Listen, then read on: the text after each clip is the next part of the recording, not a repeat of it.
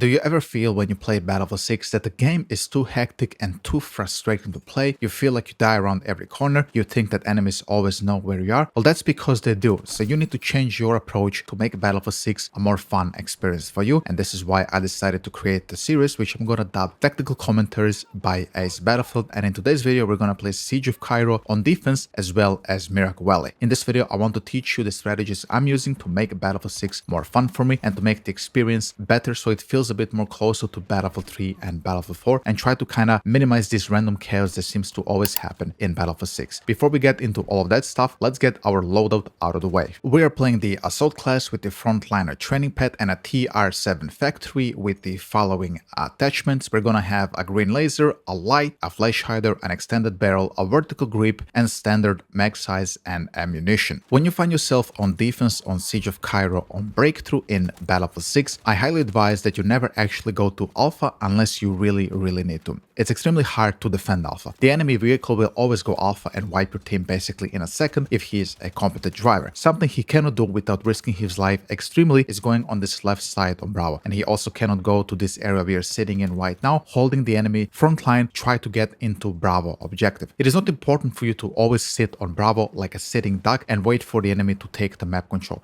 Take to fight to them. This is why I always play Breakthrough in this area on defense on Siege of Cairo. You have a lot of cover here as well. Enemies sometimes don't know you're here, unless of course in this situation you don't have a suppressor like I didn't. I'm actually leveling the TR7 in this video, so without the lack of a suppressor, the enemies will actually see you when you fire your weapon. A massive 3D spotted icon will be above your head. But you can see even with us not having a suppressor, we are wiping out enemies. Remember, winning Breakthrough isn't just about getting objectives. You need to make sure that as a defender, you wipe the enemy's tickets. And every person we kill here and every revive we are gonna deny is gonna make sure that we are burning them tickets. This is how you win Breakthrough as a defender. Trust me, I know I have 83% win rate in Breakthrough and I barely leave games. My squadmate and me completely stopped this back push on Bravo from the enemy team, and the only person they have alive there is deciding to charge me instead of giving a safe spawn to his entire squad. Now because we wiped this push on the back and I see that they only have Alpha, I know they can only come from Alpha and they can only really enter from this corridor here because we have teammates everywhere else. As you can see, they're already preparing to take this room and I'm the only person who understood what they're trying to do. So this is why I'm telling you it's very important to have very good map control as a defender. As I'm saying this, the LAV decided to drop a bunch of infantry on that left roadside and we don't have any mines there or any engineers, so we're gonna have to deal with that now. Now I'm gonna stay alive for a long time here, so my purpose here is just to wipe as much enemies as I can to try to burn more tickets from the enemy team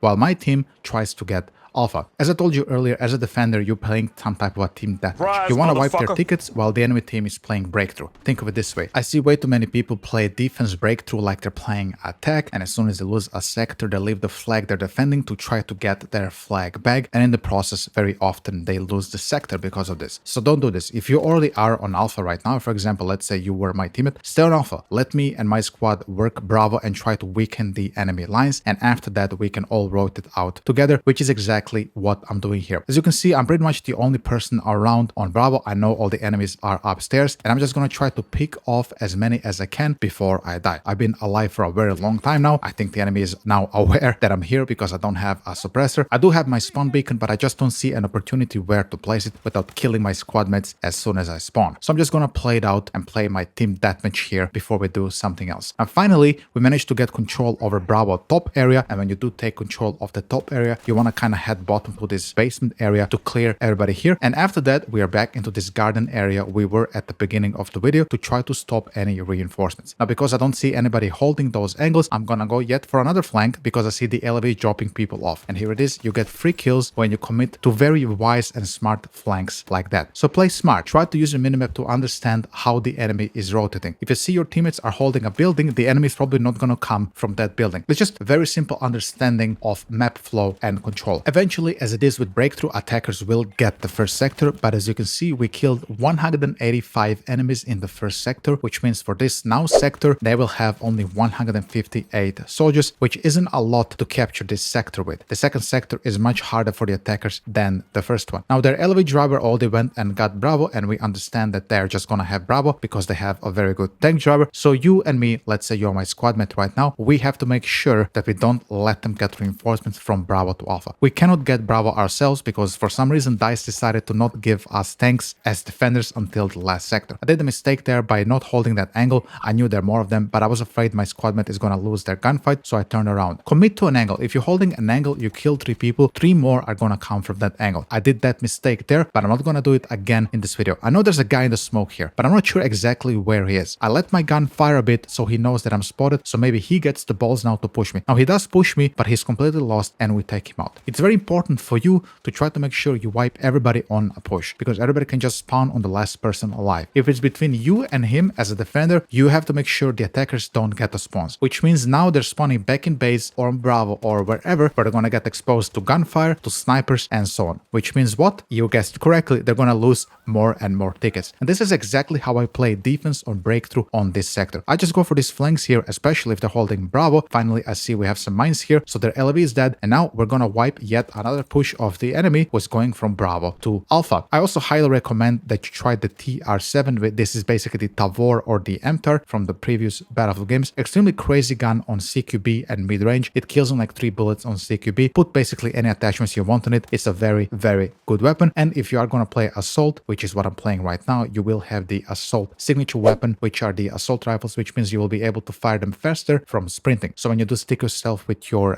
useless stim that just gives you movement speed, basically doesn't heal or do anything else, you will get this sprint to fire bonus with your Assault rifles faster than any other class. Now I know that we got everybody wiped from the backside, and now they're gonna try to push from their base. So I cannot really cross here because I don't have a smoke, so I'm gonna go around this only alleyway I can really cross uncontested. So we're gonna get behind them, hope they don't understand where we are, and we're gonna try to wipe everybody who's camping here. Now they knew I was coming, but unfortunately they didn't have the aim to take me out. Now you will notice in this last section of their attack where they have 55 tickets left, I stopped going for these long flanks from Bravo. Why? Because I don't have any more time really to do those flanks. I need to now make sure that we do these shorter flanks on Alpha, which is where I'm going now. If I'm gonna go the other huge route, there's a big chance that the enemy team can just spawn in base and front spear this attack on Alpha, and they will get the flag if I'm not here, because I don't trust that everybody on my team knows exactly how to play this Alpha objective. You know, Battlefield 6 is still relatively a new game. Not everybody knows how to play Siege of Cairo defense, so I just wanted to be there with them for this last couple of tickets that the enemy has. As you can see, the enemy is playing exactly how I want them to play by lining up in this alleyway, and I'm just bringing, as I said earlier, more and more tickets with my team deathmatch playstyle we were playing around Alpha here. Unfortunately, I got taken out there by the netcode of Battlefield 6, even though I was behind cover. I died, so I'm doing the same thing again. We go for these shorter flanks around Alpha. One thing you will notice throughout the entire defense I have done of Siege of Cairo, I play pretty much with confidence. If I commit to a decision, then I stick to it. For example, here I was indecisive, and that could have actually cost us the match. I wanted to maybe go Bravo, but I saw that they actually have a ton of people on Bravo, and I left Alpha. If the enemy was smart, they could have pushed there on Alpha, and maybe they could have caught us off guard, because I was indecisive and also baited my 2 squadmates to come with me, and then I turned around and went back to Alpha. Don't do those mistakes. I've lost plenty of matches like that in all the Battlefield games, also in the pro scene when I played as a professional in BF3 and BF4. You have to stick to decisions in Battlefield games and basically any first-person shooter you are gonna play. If I'm saying right now, I'm gonna go towards that door right there, I'm going towards that door. You see, I'm not turning left, I'm not turning right, I'm heading right to that door, and the only thing that should ever change your decisions is the minimap. If you see the enemy on a different side of the minimap where you are not going towards, then you can maybe change your mind. Hey, they're not here where I'm going to. Then go behind them. Go left, go right. But if you commit to a decision when you don't see anybody on the minimap, you have to stick to it, even if it's gonna be a bad decision in the end. If you're just gonna fumble around and sit around like a mouse, change your mind every 2 seconds, you're just gonna die. You're gonna end up the match on negative KD and on the bottom of the scoreboard. Don't play that way. You have to believe in yourself. Don't question every single decision you do in Battlefield. Play with confidence. We ended up winning this match. I'm just running out here in the open to try to waste the enemy's time so they don't get onto the objective, and that was Siege of Cairo defense. How does your Siege of Cairo defense look like? Do you play like me? Do you sit on the objective? Do you feel more pressure in the way you play, or do you think I faced more pressure here in this Siege of Cairo? Let me know down in the comment section. As well, if you want to see more of this kind of long form videos, commentaries where I'm trying to give you strategies, tips and tricks, how to get better at the game, how to play breakthrough. Later we're gonna do conquest and vehicles as well, and please consider leaving a like and a subscription. It would really help me out, and thank you so much. So we find ourselves now on New Sobek City, a map I truly don't like playing in Battlefield 6, but but for educational purposes, I want to show you how to play defense here. And similar to Siege of Cairo, we are going to sit on a flank. As I said, in that round of Siege of Cairo, the enemies are almost certain to get the first sector on some of these maps, especially New Sobek City. I mean, for Christ's sake, they get like 2 or 3 Bradleys where they can just spam you from their base into Alpha. So it's extremely hard to defend it all. So we want to make sure, again, we burn as much tickets as possible. Now I see my teammates are very indecisive and I have to be the one who's playing with confidence. So I'm going to do exactly that. After we have taken out a bunch of enemies, I'm going to go here on a flank to try to wipe anybody who is left on Alpha. And then I'm just going to walk onto the point. And you will see now all the teammates, after I climb on this box, are going to come behind me because I am the leader here. They will follow you. So if you play confident, many of your teammates are going to follow in. This is a team play game in the end. So if you don't see anybody going in after you just wipe your ass with the enemy team, then you go in. As I said earlier, Breakthrough is designed for the first sector to be taken by the attackers, and we wiped a couple of tickets and now we play the second sector. This is the only area I recommend that you defend on New Sobek City if you are playing infantry, and you will be playing infantry as a defender because you don't get a Leopard tank until the very last sector. I like to go on this balcony here as assault and put myself a spawn beacon, and then after we have wiped out kind of all the enemies that are lingering around this kind of bigger scaffolded skyscraper, I will in fact jump down and try to wipe everybody who is in this kind of basement floors under my own